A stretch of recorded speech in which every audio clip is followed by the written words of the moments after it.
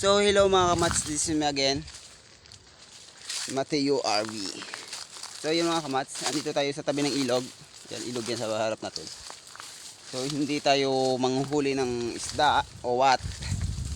Andito tayo ngayon para ipakita ko sa inyo ang tinatawag na aming nipa. So ito yung ginagamit sa mga kamats, yung ginagamit sa mga pambubong ng mga resort. Yan, ito. Familiar sa inyo to dito. Ang tawag sa amin kasi ito sa probinsya dito sa amin is nipa. So hindi itong bakay natin mga kamats, hindi itong dahon niya, kundi yung bunga. Kung ano lasa nito talaga yung bunga. Kasi nakita ko sa mukbang nito, ito. Nakita ko tong mukbang niya kung ano, nasabi is para daw yung parang lang ding lasa ng nyog. Kaya titikman natin, tatry natin. May nakita ko rito kamats, yun sa baba, sa basa ng tubig. Ayun. Yung bunga niya kung sarap talaga. So sa tagal ko na rin dito, sa amin, is hindi ko pa to natikman. Ngayon pa lang, ngayon ko pa lang matitikman ko ang lasa nito. Pero sabi nila, masarap din daw, lasa, parang nyog. So, kung ito is naging nyog, marami sana kami ngayon dito. Kasi ito is pananim pa ng lolo ko sa tabi ng ilog. Ang iba pananim ko na rin, ang iba pananim na ng tatay ko. So hindi naman namin siya ginagawang hanap buhay. Ano lang, kung wala lang, parang tinanim na namin sa tabi ng ilog para hindi na siya makagandahan na rin ito. Mayroon ka sariling nipa na pwedeng kunan pang bubong ng bahay, ganoon, pandingding ng mga kulungan ng manok. So yun, mas maganda to dito. Tsaka may gumagawa rin ako nito. At tapos ang nanay ko. So kaya tara, tikman natin. Kunin ko muna mga kamats.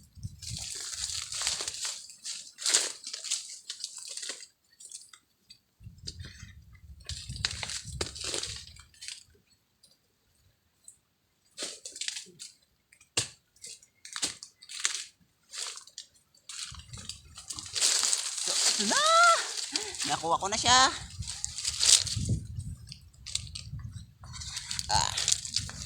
So tara, buksan natin doon sa medyo malilim kasi medyo mainit dito. So na pa tayo nagdaw ito. Hindi tayo nakapag vlog na matagal-tagal. Ayun lang ulit.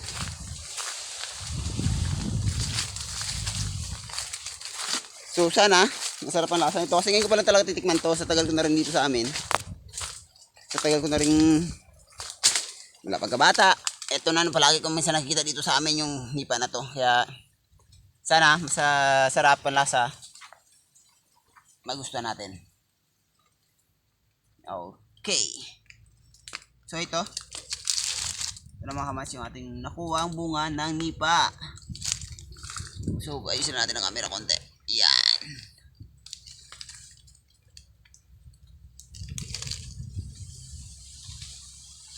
So paano guys? Buksan natin.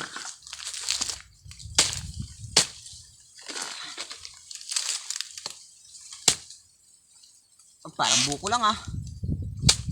Wow. Medyo maliliit ang bunga niya. Nakuha namin. So ito na siya guys. Yung kanyang tsura. Yung tsura niya pa lang. So hindi pa natin nakuha yung laman niya talaga. Yung laman niya is nandito sa loob nito. Ito sa loob nito. Sa bawat sa braso. So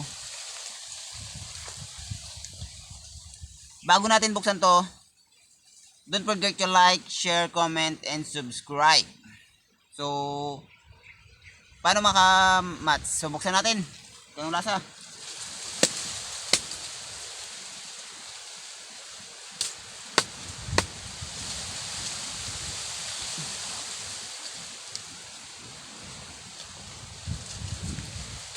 Yan.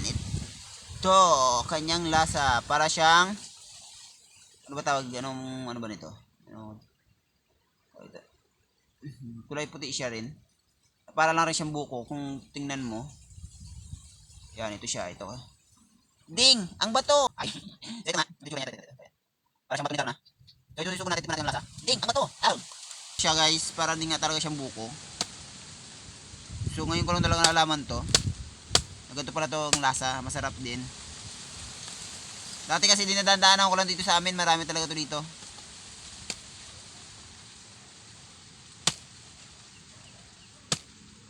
Yo, medyo may kirapan lang siya kasi bawat taga iba mo yung iyong kamay, kaya kailangan ng kunting pag-iingat.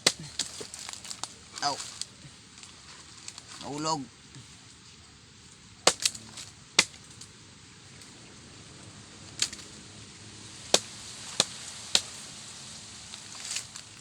So ito ulit.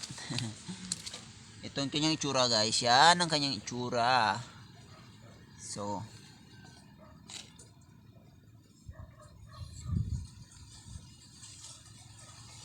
siguro kung ito nilulunok din na bato, masarap. Masarap talaga siya.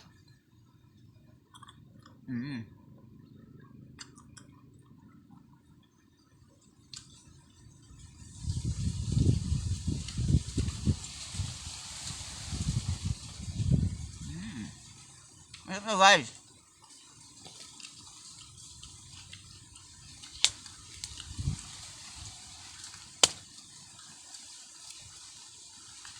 Parang mukbang na ata itong ginagawa ko ah.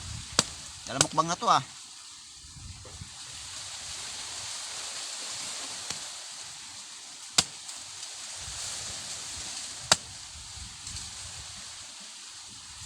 Yan. Mukbang na talaga to guys ang ating ginagawa. So, masarap nga siya. Ito nga legit nga sinasabi ni Boy Tapang na masarap. Yun ang bunga.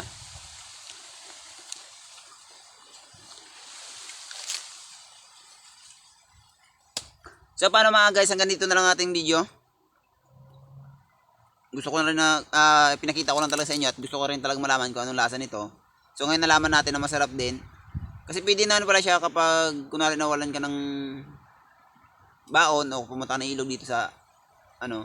Basta may makita ka nito, medyo maaluan ng konti yung gutom mo, matanggal ng konti. Kasi masarap na naman talaga siya. So paano mga kamats, hanggang dito na lang ating video. Medyo napahaba ng aking napahaba ng aking dramatics ha. So mga kamats, hanggang dito na lang. Thank you.